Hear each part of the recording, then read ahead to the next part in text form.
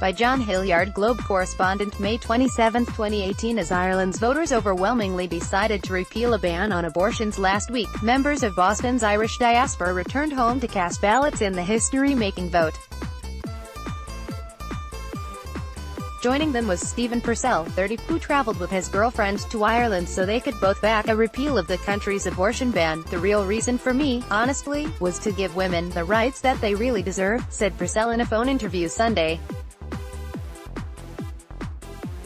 They were among the voters with Irish citizenship who on Friday backed the repeal of their constitution's Eighth Amendment, which forbade women from seeking abortions, in almost all circumstances, and gave equal rights to women and fetuses. Get fast forward in your inbox. Forget yesterday's news. Get what you need today in this early morning email. Thank you for signing up. Sign up for more newsletters. Your Irish election officials on Saturday reported that more than 1.4 million voters, or 66% who cast ballots, backed the amendment's repeal. About 724,000 wanted to keep the ban. The election proved to be divisive for a once staunchly conservative nation that only finally allowed divorce in 1995, and was long under the sway of the Catholic Church.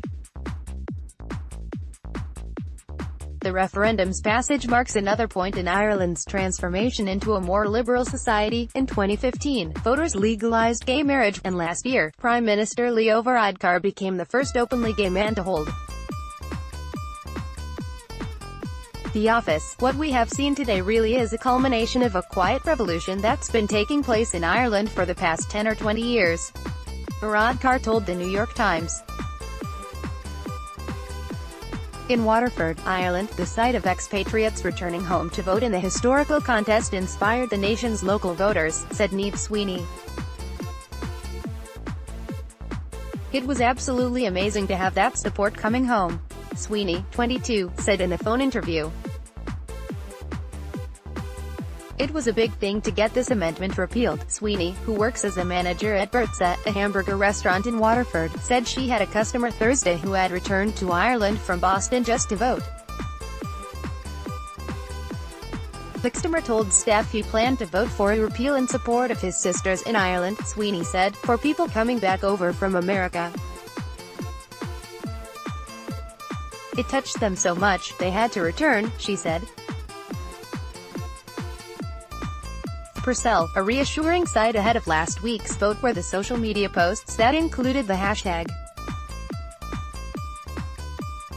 On Friday night, Purcell and his girlfriend were in Dublin with friends active in the repeal effort when they heard informal projections that showed voters rejected the ban by a wide margin. "I think the first emotion was relief," said Purcell. "And it was celebration that this had gone through." He said he believes the vote shows a downturn in the authority of the Catholic Church in Ireland, and that more young Irish people will be inspired to run for elected office. "It feels like a bigger victory than just this," said Purcell. "It feels like a changing of the guard."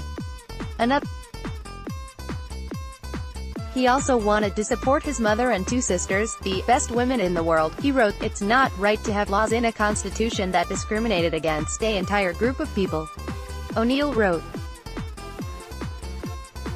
"The Constitution is meant to protect rights, not take them away. Not every Irish expatriate made it home for the vote." James Healy, a research scientist at the Dana-Farber Cancer Institute, said he has participated in protests backing the repeal effort and believed every ballot would count in what had looked like a tight vote. But on Thursday, because of airline issues, Healy was not able to board his flight out of T.F. Green International Airport in Rhode Island to Dublin, and missed the vote. His family back in Limerick worked to find an alternative way to bring him home in time for the vote, but nothing worked out, he said.